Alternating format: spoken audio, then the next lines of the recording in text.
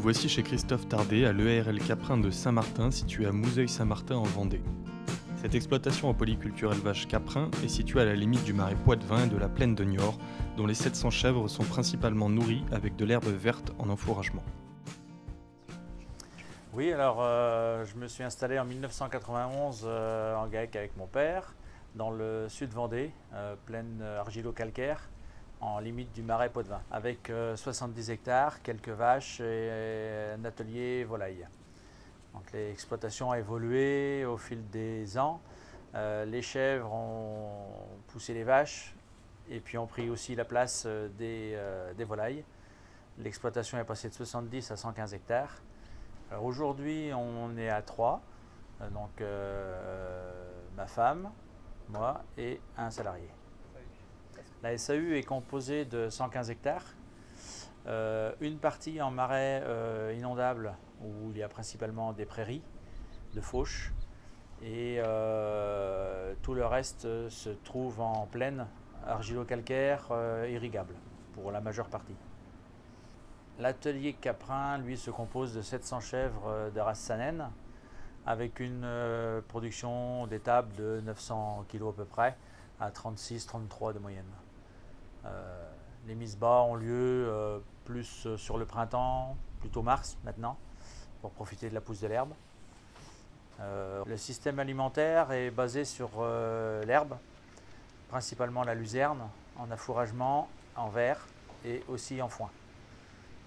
Alors le foin de luzerne est séché en botte, hein, c'est pour assurer la qualité. Il y a aussi du foin de prairie naturelle, une coupe par an, qui est mis à disposition des chèvres. Alors les concentrés sont aussi produits sur l'exploitation. Il y a d'une part des céréales, du maïs, de l'orge. On produit du métail qui est composé de triticale, d'avoine, d'épeautre et de pois. Et on produit le tourteau de colza. La ration type pour le pic de lactation, ça se situe donc à une période où on a de la luzerne en verre.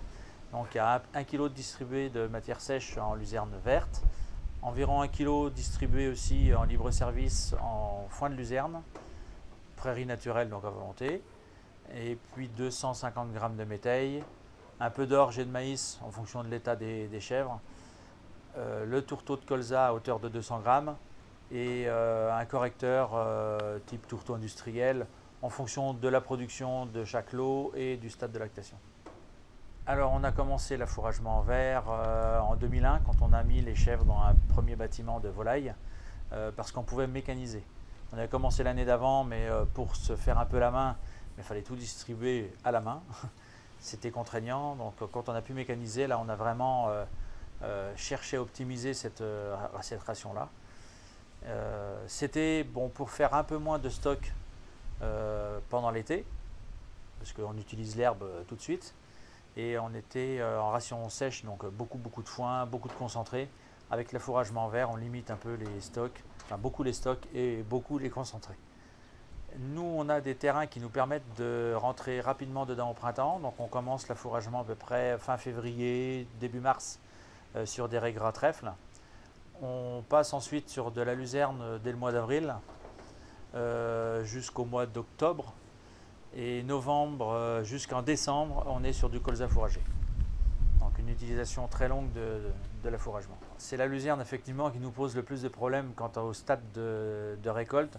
Donc, en commençant très tôt, donc vraiment à une hauteur de luzerne même pas à mi-mollet, hein, au-dessus de la cheville, pour avoir ensuite une plage d'utilisation avec des planches de différentes tailles qui arriveront à se maintenir tout au long de la saison, quoi.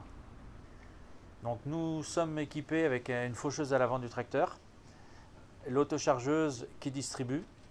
Donc on va dans le champ, on fauche, ça charge tout seul et ça distribue ensuite dans le bâtiment à droite ou à gauche. C'est un chantier qui est assez rapide quand il y a beaucoup d'herbe, qui demande un peu plus de temps quand c'est le printemps et que la luzerne est vraiment basse, ou alors en fin de saison sur la luzerne aussi quand on fait plus du nettoyage de parcelles, de 3/4 d'heure quand il y a vraiment beaucoup d'herbe, et on peut aller jusqu'à 1 heure et demie avec la distribution quand il n'y en a vraiment pas beaucoup, quoi. Alors les avantages, c'est du stock sur pied, une ration efficace, riche en vitamines, c'est de l'herbe fraîche, les animaux sont faits pour ça. L'inconvénient, c'est des coûts de mécanisation et puis aussi une gymnastique à faire. C'est tous les jours, tous les mois de l'année, il faut penser à anticiper plusieurs mois à l'avance pour semer les plantes qui seront consommées quelques mois plus tard, quoi. Pour faire de l'affouragement, il faut avoir des terrains qui le permettent. C'est-à-dire qu'il faut que, vu les frais de mécanisation que cela impose, il faut une durée de récolte qui puisse être la plus longue possible. Nous, on a aussi l'irrigation qui nous permet d'avoir une pousse continue de luzerne tout au long de l'été. Le système est économiquement intéressant parce qu'on arrive à avoir des marges aux 1000 litres qui sont confortables. C'est intéressant parce que c'est toujours une remise en question, il faut toujours rechercher l'optimisation, c'est motivant. Les animaux se portent bien, il n'y a pas de souci. Le plus contraignant, c'est cette gymnastique-là qu'il faut tout le temps être en train de faire. C'est une charge de travail quand même tout au long de l'année pour anticiper la pousse de l'herbe, les futures récoltes et puis des frais de mécanisation qui sont au moins au départ, l'amortissement est un petit peu lourd. L'intérêt de l'autonomie, c'est d'être autonome. On sait ce qu'on donne à nos animaux. Voilà, aussi ça c'est important. Tout est produit ici, je sais ce que je leur donne.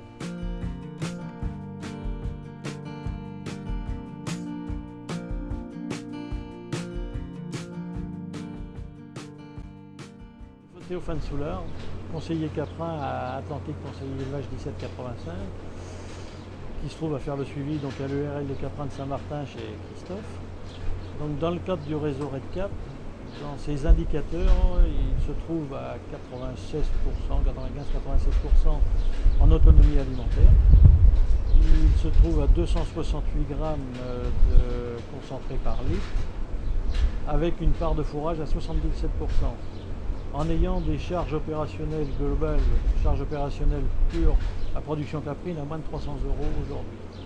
Donc Christophe, depuis quelques années, a mis un système en place lui correspondant. Donc correspondant aussi à une structure à un moment donné. Il peut avoir du verre toute l'année avec de l'irrigation sur ses luzernes, pouvoir implanter des colzas pour l'hiver. Et surtout, par rapport à un système lui correspondant, par rapport à un choix de vie et une part de revenus non négligeable.